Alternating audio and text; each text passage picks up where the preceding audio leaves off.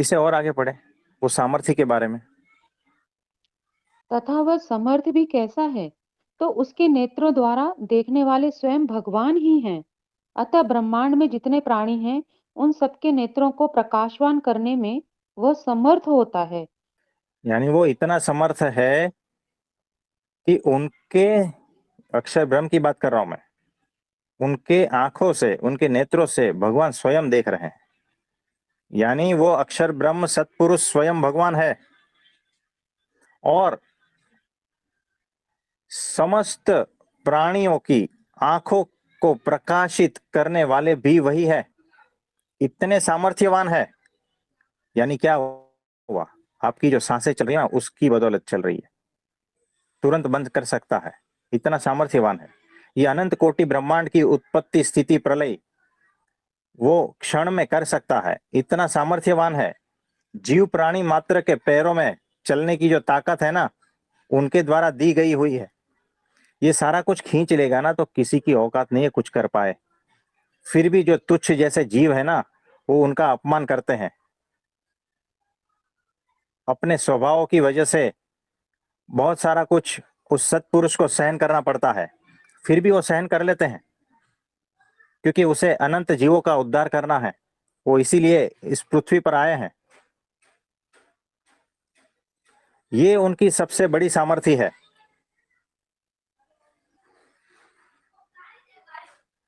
इसे और आगे पढ़े। उसके पैरों से चलने वाले भगवान हैं।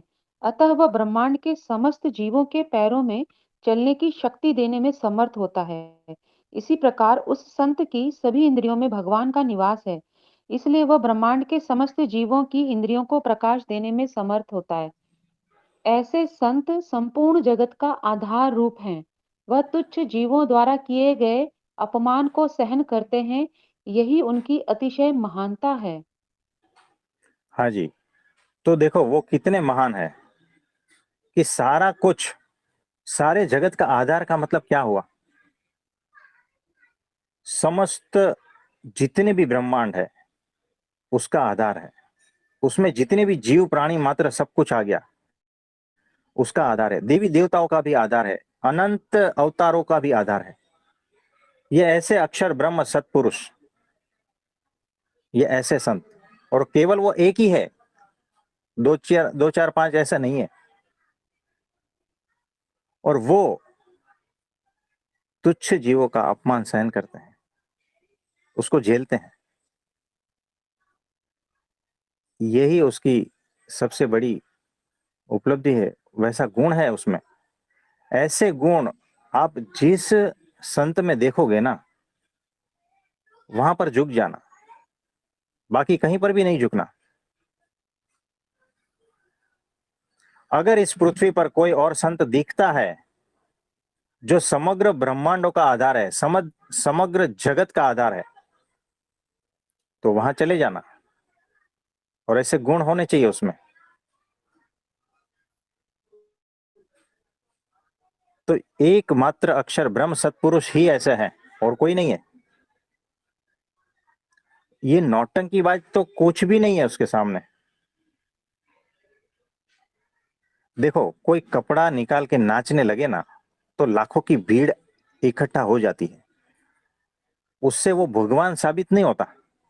ये चींटियां जो है ना, 1 करोड़ चींटियां भी जो है ना मेरी तारीफ करे, तो मुझे क्या फर्क पड़ेगा। और 1 करोड़ चींटियां भी मुझे गाली दे तो क्या फर्क पड़ेगा। तो चींटियों की औकात क्या है। इसीलिए ये नौटंकी बात जो है ना, ऐसे वो समाज में बड़े हो जाते हैं। तो कुछ और कहना चाहेंगे। हाँ जी प्रभु जी, एक और प्रमुख स्वामी जी महाराज का प्रसंग लेना चाहेंगे। बहुत अद्भुत प्रसंग है ये, हाँ कि जी। एक लेखक ने ना समाचार पत्रों में सार्वजनिक रूप से स्वामी श्री के विषय में लंबे लंबे लेख लिखकर काफी समय तक मिथ्या प्रचार किया। इसे हाँ जी। पढ़कर संस्था के अनेक विद्वान हरिभक्तों ने उस लेखक के खिलाफ कलम उठाने का निर्णय ले लिया।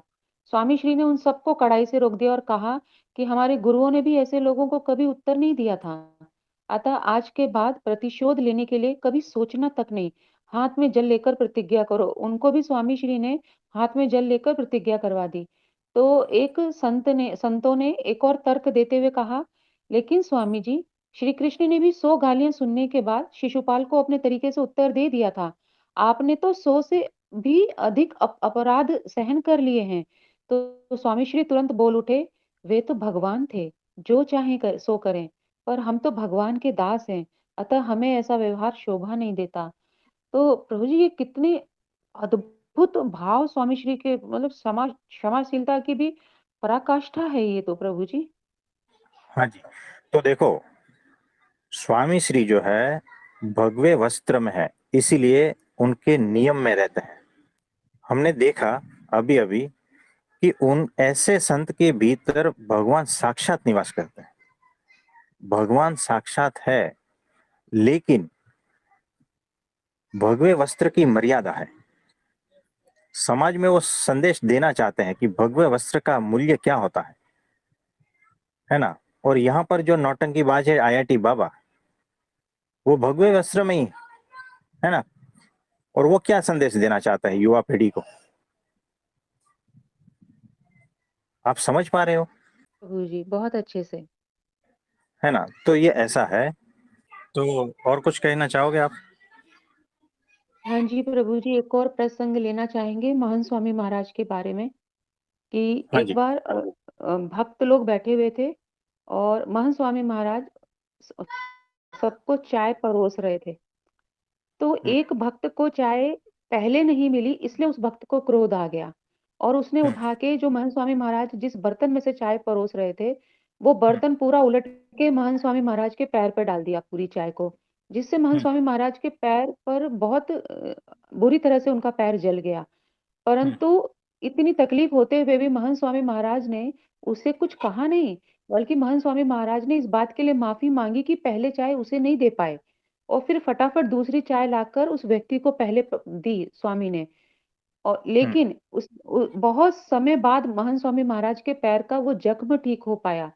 तो यहाँ हम्म, पर भी स्वामी की सहिष्णुता दिखती है कि वो उन्होंने कैसे सहन कर लिया एक तुच्छ जीव के द्वारा किए गए, क्रोध में किए गए अपमान को, और जो उन्होंने स्वामी के शरीर पे कष्ट दिया, स्वामी ने वो शरीर के कष्ट को भी सहन कर लिया, लेकिन उसके अपने हृदय में कोई दूसरा भाव नहीं आने दिया स्वामी ने।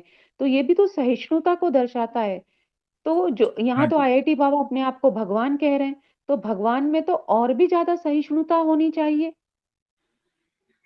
तो देखो, आप पहचानते नहीं हो, महान स्वामी जी जो है ना, ये जो साइक्लोन होता है ना, वो साइक्लोन की दिशा पलट सकते हैं अपने एक विचार के माध्यम से।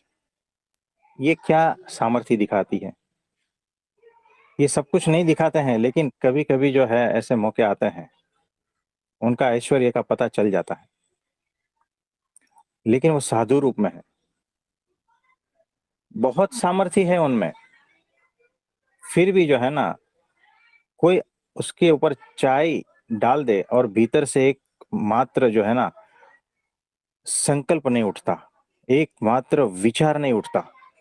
ये क्या है? आपके पैर के ऊपर कोई गर्म चाय फेंके, है ना, आपके मन में कौन से विचार आएंगे? स्वामी जी महाराज के भीतर एक भी विचार नहीं उठता। और अगर वो विचार उठता और उसका तो जो है ना कितना जन्म बर्बाद हो जाता, और वो तो उसका तो क्या हालत होता ना, वो समझ ही नहीं पाते अगर कुछ ऐसा उठा। लेकिन उनके भीतर उठता ही नहीं। वो नीलकंठ वर्णी जी जो है ना, जब से उन्होंने कहा ना कि ये जो है, मैं मेरी वाणी को मैं श्राप देता हूं कि कोई भी बुरा विचार जो है ना, वो उसका फल देने के लिए सक्षम ना रहे, तब से ये चल रहा है कि भीतर कोई बुरा विचार उठता ही नहीं, क्षण मात्र के लिए भी नहीं, किसी के प्रति भी नहीं। आप समझ पा रहे हो, ये संत के लक्षण होते हैं। तो बीएपीएस के किसी भी संत को आप बिना वजह के जाकर अपमान कर दो, है ना, और बिना आके उसको मार के भी आओ, तो भी सामने न कुछ बोलेंगे, न प्रतिकार करेंगे।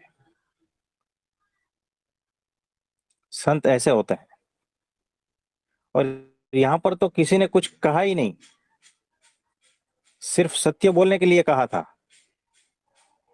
लेकिन ये जो है उद्दत हो गया एकदम, गुस्से में आ गया, जिसे अपने भावों पर कंट्रोल नहीं है,